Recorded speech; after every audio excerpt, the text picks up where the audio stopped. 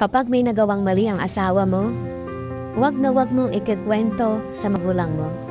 Dahil yung away nyo, lilipas yan. Yung mali niya, may tatama yan. Pero yung masamang tingin ng magulang mo sa kanya, hindi na yan mawawala pa.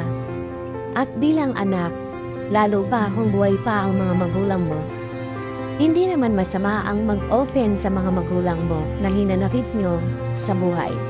Pero sana, bigyan nyo rin ng limitasyon kasi magulang yan, mas paniniwalaan nila ang kanilang anak kesa sa kanilang magulang.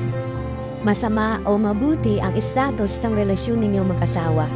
Hanggat kayang ayusin sa pagitan ninyong dalawa, ayusin nyo na lang. Kasi yung mga magulang natin, malakas makaramdam yan pag masaya ang mga anak nila o malumpot o kahit kapag may pinagdadaan ng problema.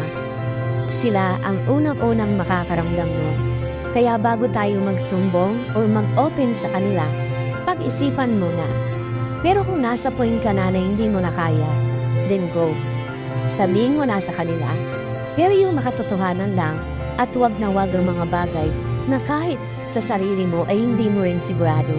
At instead na magsumbong ka, humingi ka ng payo mula sa kanila dahil ang magulang, mas marami yan silang pinagdaanan at mga aral na pwede nilang ituro sa atin.